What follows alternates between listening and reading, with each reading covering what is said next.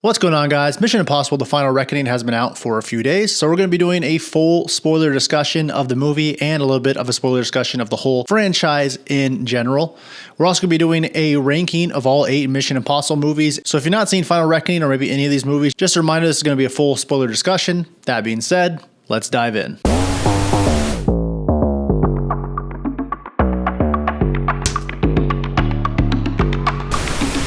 All right, guys, welcome back. And yeah, so once again, we're doing a spoiler dive. We got Matthew back. I don't think we've done a deep dive on a film since, what was the last one we did? Was the last one Gladiator 2 in November? Was Gladiator 2, yeah. My initial thoughts of the movie. I talked about in my initial review, of course, I talked about the first hour of this movie being absolutely ridiculous. This movie's dumb. This movie's messy. And we'll get deep into that when we talk about all the scenes and everything. I do think the last 2 action pieces are possibly 2 of my favorites I've ever seen in any movie. The main thing we got to think about is just how the movie made me think like how lucky we are to have this kind of movie, because I truly don't know how many more we're going to have, especially when Tom Cruise goes away. So the movie reminded me of old films that back in the day we found corny but have aged well because we realized we don't have anymore, such as Pirates of the Caribbean 2 or Pirates of the Caribbean 3. Because remember when those came out, I was like, this is all right. But now when I rewatch those, I'm like, damn, we don't get movies like this anymore. They truly put the money on screen. And I know the budget was insane for this movie, but it doesn't look fake. It doesn't look cheap. I really appreciate that about it. I do consider Mission Impossible: The Final Reckoning kind of like the Dark Knight Rises of the series, in my opinion. I really enjoy it, but it's like messy. I know Matthew's here. He's going to give us like a brief thoughts on the movie. I know we're going to disagree like how much each one of us like this, but yeah, if you want to go ahead with that. I like this movie. I'm probably down on it quite a lot more than you are because of that first hour where I'm like, you have to take the whole movie as a piece. Like you have to think through like how it's communicating, how it's building tension. And I just feel like the first hour was just a waste of time. I think, I'm sure we're, going to get into different movies in the series and, what that looks like comparatively. But, thinking through what happens in Fallout, I know in your review specifically you were like, stop comparing to Fallout, but you think about how tension is built like over especially the first hour of that film as the stakes rise and as more things happen to bring the characters closer together. It's backwards construction because they're thinking through, okay, we've got these set pieces that we want to shoot. How do we get the characters to be where they need to be to shoot it? And it just feels like the script was written on the fly, and it kind of shows like the plotting, the pacing is just like completely off. That doesn't mean that the set pieces that are building to aren't incredible, because obviously they are. As a end cap to a franchise, I just don't feel like it held the tension that the previous movies did. It felt like a good summation of like where the last Dead Reckoning left off, because that felt like to me as well very stunt first, writing not even second, like fifth. And I just think if you're going to spend 3 hours in a movie, I think it should be well constructed all the way throughout and actually have like an emotional payoff at the end, rather than, wow, how did Cruise not die? Which is still very impressive, but still not quite what I was going for in the movie. Yeah, and it's weird because like when I watched the movie yesterday, this is like such a stupid ego thing I'm about to say. Like I'm like, God, if they just let me edit this movie, like where I could be like, take this out and put this part instead, and why is there 45 minutes of this when we could easily just rearrange it? But then I think to myself, it's like this, like from Tom Cruise's point of view, someone who's been doing this for this series for 30 years, this is like his life basically, is his franchise. So he probably really in this movie is so close to it. It's tough not to like gloat in the first hour about like what they've done. And I know from like all these things I've heard about it is that they did do very big focus groups on the movie. Like they played them. And I think Tom Cruise, he played them for focus groups that have not seen the Mission Impossible movies because he wanted to know their thoughts. And a lot of their notes was like, we don't understand what's going on. So then I think they were forced to put in a bunch of flashbacks in the movie, which was a mistake. So the first part of the movie, of course, is Ethan puts in the tape. They do this every single movie. It's the president. What's her name? Erica Sloan. Yeah. How is she president? Like she completely messed up in Fallout. Come on, I agree. Electing her. That's something I can skip by. I'm like, whatever, it's just a blockbuster movie. I don't care. But when the tape started playing and like they started having flashbacks, I remember I was like, oh no. Like I was like, I know what they're going for, but this is not working for me. She just straight up sounds like previous episode on Mission. Like that's how it sounds. It doesn't sound like you're taking the movie seriously. Mission exposition, basically. And honestly, like that part I'll bring up later, that where they go through all the scenes from the old movies, I would have been fine with later on the movie, just not when it first started, because it immediately kind of takes you out. I even rewatched parts of Dead Reckoning the other day, not the whole thing, but I rewatched it because I was like, was Luther sick at any point part of Dead Reckoning? No. But I kind of just like skipped over that in my head, where he suddenly like has his own hospital room. And this is something I truly believe, that I think it was like supposed to be a more bigger plot point of him being sick and him being in this room. And they kind of edited around it quickly to, I don't know, to do something else. I think that was another point of this audience that he showed it to, that they wanted changed. But it was just that was just oddly confusing to me, is that whole thing where he was just, I get hospital bed. I didn't even notice it the first time I watched it. I was like, oh, whatever, I guess he's sick. But when I watched it again yesterday, I was like, where did this come from? Every single Mission Impossible movie has a before the credits thing. Fallout the best, because it's like such a long time and amazing. The before the credits in this one was just odd. Everything was kind of flying by. We finally get to the Gabriel thing, and Gabriel, who's just basically like a Bond villain from the Pierce Brosnan days. That's a great summary. We have the entity coming back and kind of explain everything. So Ethan finally, he gets captured by the bad guys, because he goes to that, what is it, like a banquet or something he's at, that where he finally gets like tasered and captured at. He's trying to figure something out. I'm still confused of what he was trying to do. It's just like it kept moving the plot forward.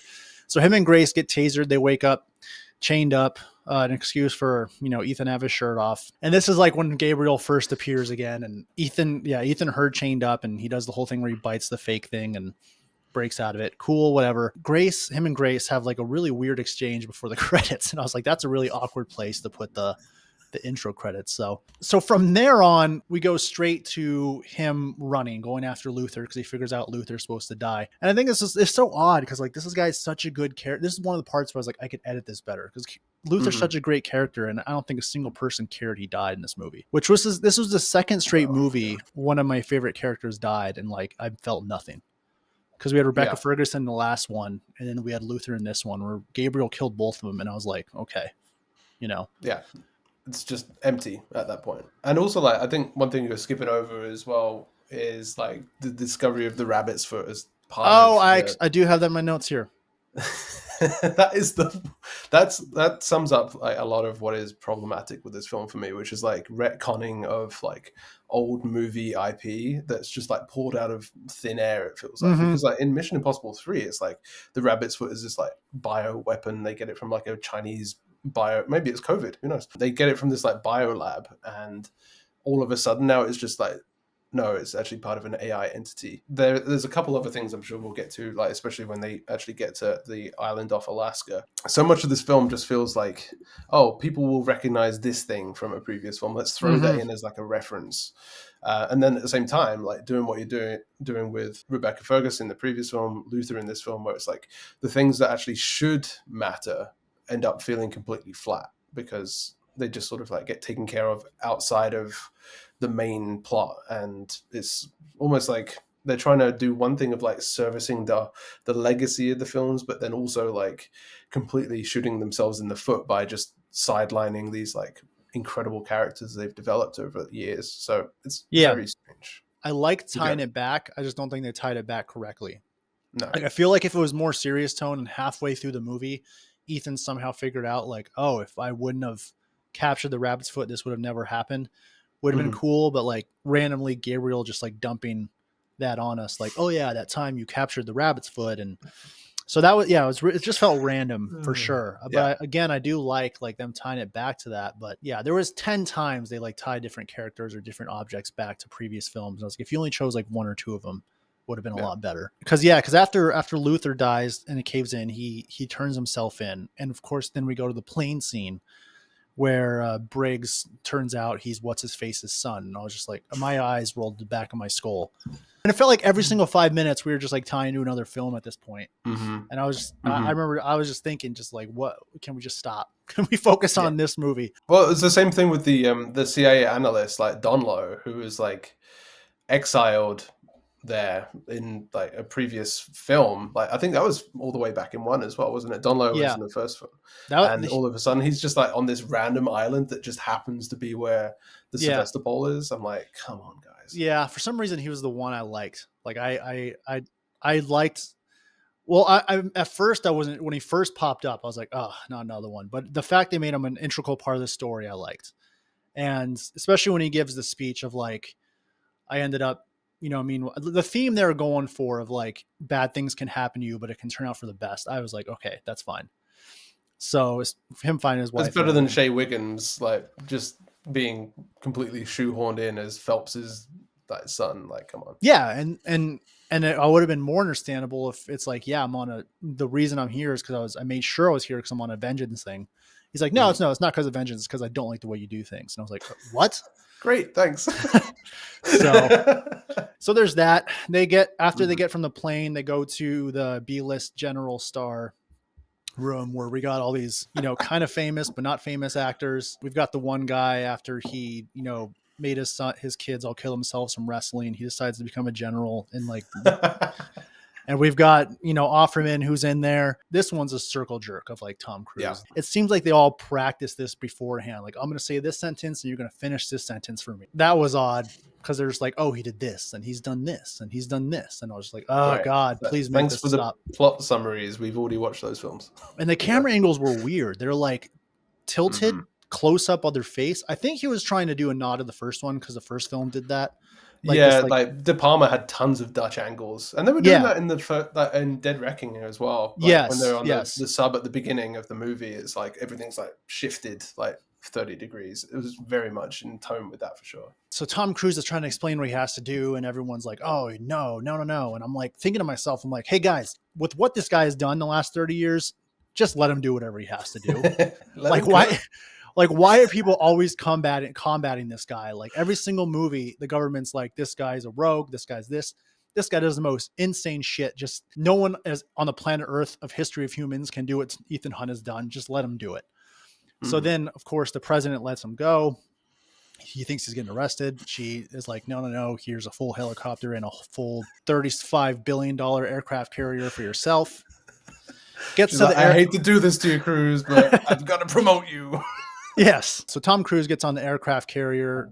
We have the Richmond owner on the boat, and she like randomly gets the May 22nd, 1996 note, which I don't even, were we supposed to know what that was in reference to? Like I think so. I think we were supposed to, but they didn't tell us in the first 10 minutes. So I guess, Yeah. I mean, it was odd because like, I feel like everything had a flashback, but that one didn't.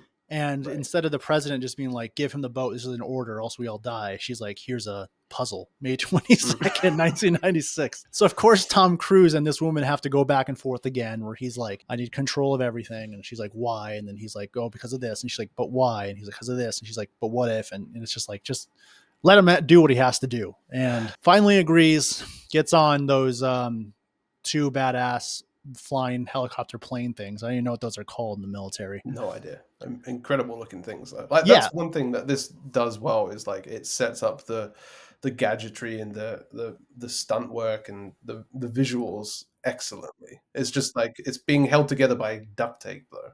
Yeah, a little military propaganda-ish, but I don't care. I think it looks so cool. It's like whatever. So they fly out to the water. They get close to the Russian ships. I mean, he has to, and then he just dives into the ocean. Another thing that moves the plot forward that's stupid. But so I don't know if I'm like seeing this wrong, because at one thought I'm like, there's no way that they would find Tom Cruise in this massive ocean. Another way is like, did they already know he was going to be there? I don't know if I missed that. I think it's more sort of like this franchise is full of Deus Ex Machinas where just the perfect thing happens at just the perfect time. Which it has to, I mean.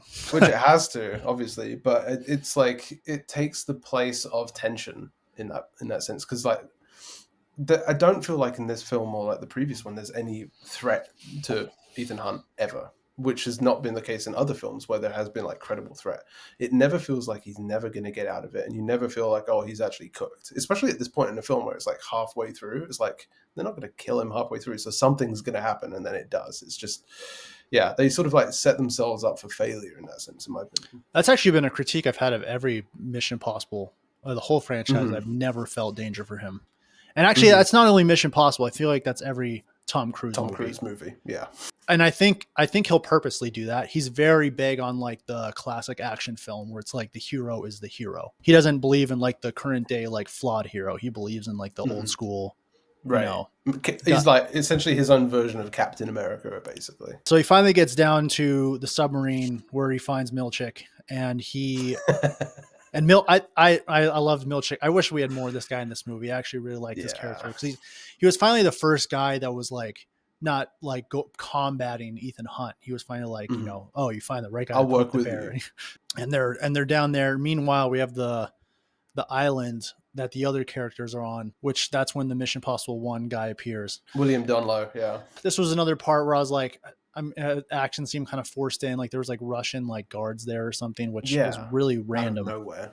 Even the second time I saw it yesterday, I'm like, where'd they come from? If the Russians are going to attack this place, that's starting World War III, like straight up. Like that's a breach of like international regulation. Just like them showing up and starting to shoot. You know, I don't even know what they were there. I don't even know what they were attacking. I don't think they did either. Yeah, that's the thing where him and Grace go back and forth of like, would you trust me? No. Would you trust me? No. And I'm just like, I don't know what's happening, but whatever. Let's So Tom Cruise is down in the submarine. They got to get the Morse code to like know where to go. I feel like they try to do a Christopher Nolan thing where two things are happening at once in one, two different locations and trying to tie it together. Cross-cutting. Yeah, and I feel like the Tom Cruise getting attacked by the knife guy was very forced though when he was on the treadmill, because apparently that's one of the guys who is with one of the conspiracy people online. Which in theory, it's like a really good idea because we deal with that a lot in the real world of like people going crazy over stupid online conspiracy theories. It was just such briefed over in the movie when they explained it. So it just seemed really odd. It seemed like we missed a 30-minute movie in between both movies where AI, infiltrated people's minds or something using the internet. Yeah. Like the whole Gabriel stuff. Like, is he like Terminator? Is he like Arnold, basically? Is he a T-1000 where he's got like some sort of like hookup in his brain and that's why he's being controlled, or is he just like willfully stupid? That's like I didn't even think about that. It's like what is Gabriel's motive? And then we get, of course, the submarine scene after that, so Tom Cruise or Milchick tells him there's a Russian submarine behind us. So Tom Cruise decides, hey, I have to jump out while you guys make a turn. And I was like, oh yeah, that's it's a smart idea. I love how when he opens a submarine, it turns out the Russian one is just ass trailing them. I was like, I was thinking to myself, I was like, if any accident happens, both these submarines are going to explode. Like why would a submarine be trailing them that close? So it's Tom Cruise, jumps out, almost gets hit by the other submarine. Thank God he catches on to the wing because he's Tom Cruise and barely misses the blade. So he goes down to the submarine, finds it. I mean, this is like all gorgeous. I'm thinking to myself, how is he going to get into this submarine? But he just screws something open, gets in. And I mean, from here on out, like the rest of this scene is great. There's a lot of like, you can find plot holes in a lot of different things. I can't imagine like how hard it was to film this. The whole set moving, rotate. It was Inception on crack, this scene. You have water like going in different ways. It looked crazy. This is where McQuarrie like comes into his own, I feel like, because he knows how to stage a sequence like no one else. There's a reason why Kaczynski for Maverick like brought on McQuarrie as a producer, for example, because he knows how to set up these things and actually shoot them like no one else. Yeah. I feel like the closest comp we really have is like a James Cameron, in terms of like shooting this kind of stuff. Actually, this was very James Cameron like. Not just because it's underwater and like Titanic, Avatar, that kind of stuff, but it had that kind of attention to detail and tension through cinematography, which was just like really, really strong. And that's the best part of this film, especially. They kept adding an issue every single second, like the missiles falling, or he can't get through a certain hole, or something else is blocked, and then he has to take off his suit. And since it's such a well-made scene, you kind of like put the dumb stuff to the back of your head. You kind of just got to tip your cap to them at that point and be like, nah, no one else can do this. So he escapes out of a little pod. It's a little ridiculous, but it is what it is. I mean, who doesn't have a portable decompression chamber on them at any given time? Come on. Yeah, I guess a torpedo hatch opens that easily out of a submarine. Yeah. So he escapes out of there, swims to the top. I think it's some really beautiful shots where he's swimming to the top, floats on backwards. They kind of make it look like he's going to heaven or whatever. And then, of course, Haley Atwell's there at the right time, takes him out of the water.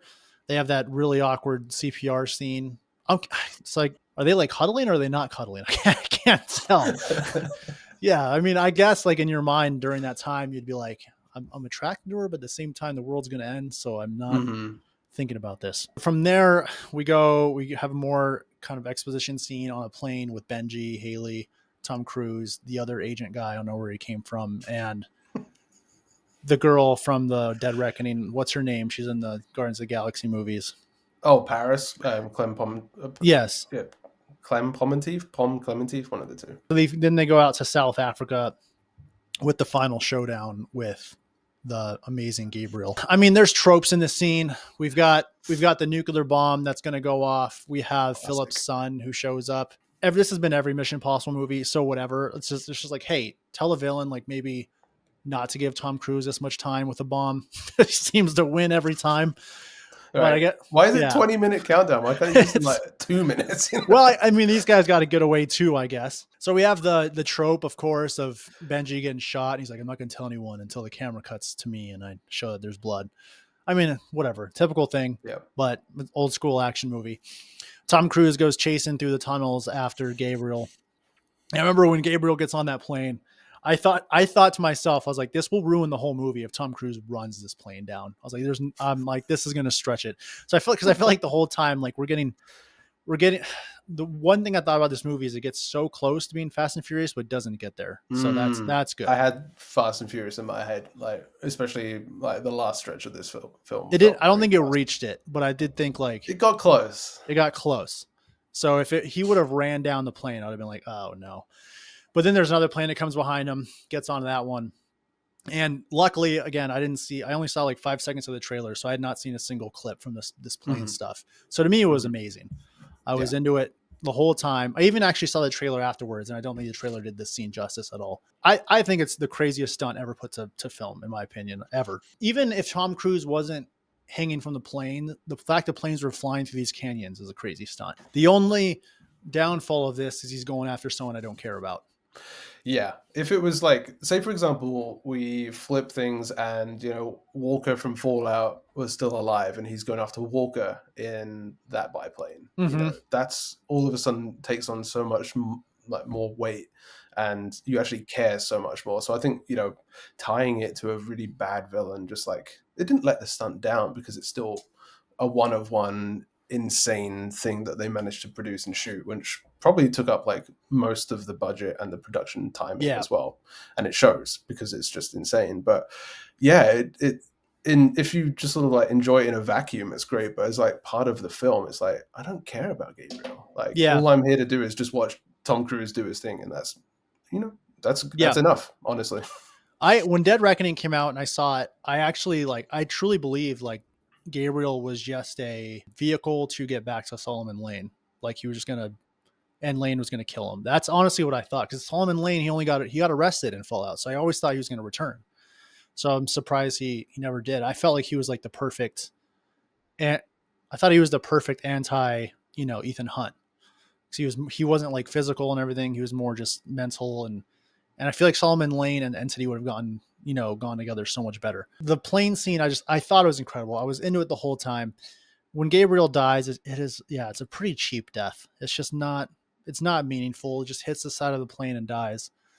And then, this big guy they set up, which then it's kind of like when the Night King died. I was like, oh, so what was the point of this guy? Yeah, that's a great comp, actually. That's a really good comp. It was just like, okay, so like what was his purpose in all this? Tom Cruise gets, of course, jumps out. Apparently there's another parachute in there. He gets the first one. When the first one lights on fire, I was like, yes. Like I wanted Ethan Hunt to die. I felt this way about Top Gun Maverick too. I was like, I want him to die because I feel like it would add so much more to his arc and the story. I feel like, kind of going back to the old school action film thing, like think about Westerns like with John Wayne and all that kind of stuff. The bad guys always die and the good guys always live. And I don't feel like Cruise was going to let himself like be martyred in a sense. Like Ethan Hunt has to survive, not just because it's like an emblem of like Tom Cruise and what he is to the Hollywood like system, but also like I don't know, like we'll get onto this I'm sure, but I just don't know if this is going to be their last one. I think they leave it open ended for a reason and keep him alive, like so that they could, if they need to revisit things down the road with Ethan and bring it back for money, then I think that's probably why as well. That's the thing here is I really love this movie. I let so many things go because I was like, this is your guys' reunion. This is your guys' greatest hits album. Like we're celebrating everything you've done. If you make another one after this, it ruins all that. And I'm like, this is an extreme, all the exposition is extremely pointless. I was watching this movie and they're like, yeah, stick thumb drive in here and pull this thing out in millisecond. I was like, I don't even know what's going on, but whatever. Yeah, you guys, sure. Do the Like thing. Who cares? yeah, AI gets destroyed with a thumb drive from Walgreens. I know that's the worst. It's just like I know that Luther has this like incredible mind and technological brain, but like this all powerful entity can just like be put on something that I was playing like Fallout Boy on from like 2006. Those Yeah. little music thumb drives. Come Yep. on now. Again, like I feel like we missed a 30-minute movie where Luther Yeah. was like really he like was hidden, really figuring this out away from the world Yeah. for a long time. Whenever he listens to that recording from Luther where he gives like, and I was like, this is fine because we're kind of saying goodbye to the franchise here. This is where I believe you have the series, the clips from all the other movies, is when Luther is giving that speech at the end. I think Fast and Furious 7 did it perfectly at the end with Paul Walker, where I don't I remember when I saw it, every dude in that movie theater was crying. And that's like and of course they kept going to the Fast and Furious movies, but that is the right way to do it. It's like at the end of the movie with a speech like that. That's when you're like, okay, we've gone to the movie. Now we can celebrate all of them, not doing it at the beginning of the movie. But they didn't. They all kind of, meet again together and kind of, I guess, leave it open-ended. Because they didn't it wasn't like a Lord of the Rings drawn out goodbye. It was pretty quick. That's true. At least it wasn't like the 5 endings where it's like, Yeah. well, this person's going this way, this person's going that way. At least it Yeah. was like kind of wrapped up in, a few minutes, which, thankful because they've already done the thing, If it's the last one, hopefully, then I think that's still a perfect ending. So it's like, hey, they're agents. This is what they do. Like on to the next one. Like that's how. Yep. That's exactly how it should be. So I mean, overall, like again, I love the movie. Lots of issues with it. I kind of viewed it as like when an amazing franchise happens, an amusement park opens a roller coaster. You hear the best things about this roller coaster. She's like, I'm gonna go ride it, and before you get on the ride, there's that intro video where you're like, this is super corny. They're just gloating themselves, but whatever. Like, and then you get on the ride and it's incredible. That's kind of how I felt about this. It's like an amazing band like 20 years ago put out a masterpiece and then they got back together 20 years later to tour again. That's how it felt. And this was the first movie where I kind of looked at all the actors in it and I thought to myself, oh, they're old. Like this is the first time I felt that. Whatever. I enjoyed it. I'm here for the stunts. I'm not here for anything else. Just give me the stunts and I'm happy. So we're going to go, I guess we can quickly go into our franchise rankings. Every single one of these movies, I don't mind watching. I don't think a single one is bad. I'm going to go ahead and give my rankings just 8-1. I don't have to give that much of a deep description about them. Coming at number 8, and this is almost everyone's. I don't think it's yours, Mission Impossible 2. I think it's the only movie I just don't think is that good. But I can, just like Too Fast, Too Furious, I can rewatch it and laugh at it. It's the only Mission Impossible movie I feel like I can laugh at. Coming at number 7, I have Dead Reckoning. This to me is the most boring one. I just don't find interest. I just don't find care about the characters. The action doesn't do much for me. He has the huge motorcycle jump, and I think it was way overdone in the trailers. So by the time it happened, it didn't mean anything. Coming in at number 6, I have Mission Impossible 1. This one's a lot different than the rest of the movies. I just despise the final scene of the movie. It's so totally different than the rest of the movie. It's still really good. I'm telling you, the rest of these movies are all very good. So just because it's ranked low doesn't mean it's a bad movie. But the train scene, I don't like. So I don't go back to this movie very much. Number 5, I have Ghost Protocol. Burj Khalifa scene is 5 out of 5, but the rest of the movie can get a little dull, in my opinion. Number 4, I have Mission Impossible 3. Number 4 and number 3 are just going to go back and forth here a bunch. But yeah, number 4, I have Mission Impossible 3. I like this movie. I keep hearing people critique this movie. I don't know why I love this movie. I think probably because of Philip Seymour Hoffman.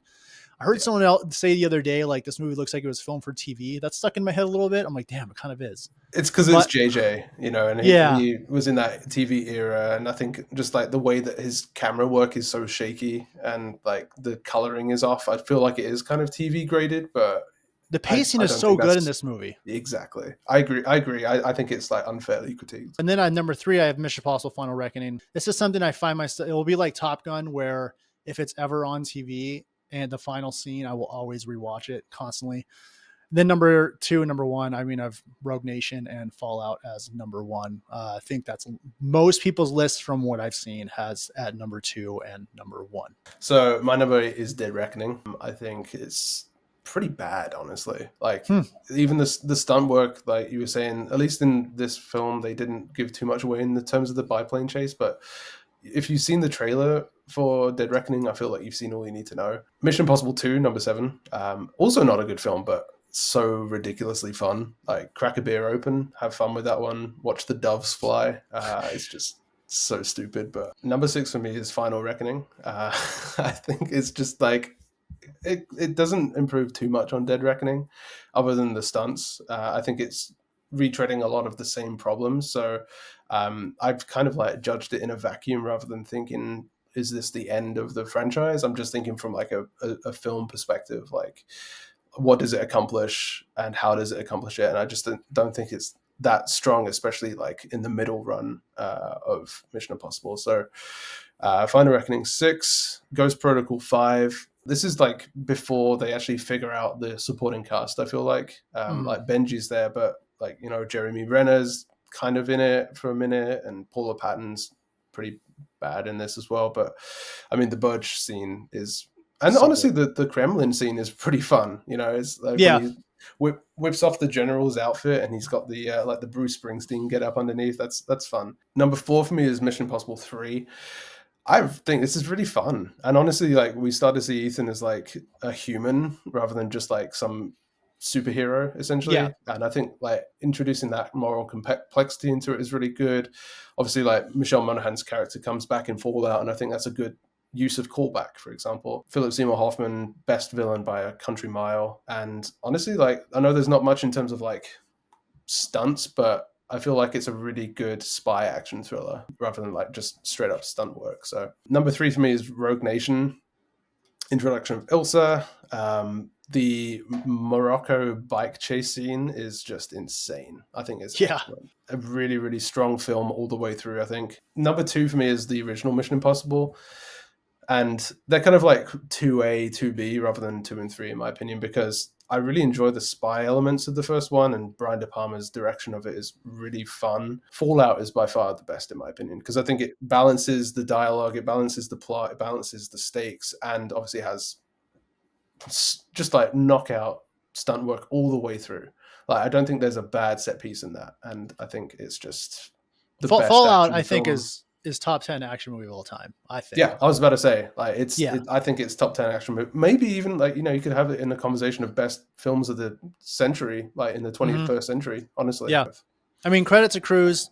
15 years ago, I thought this guy was annoying. I was like, he only does movies like, you know, just to prop himself up. And he like really turned himself into someone who you respect, because you can tell he truly cares about making cinema successful.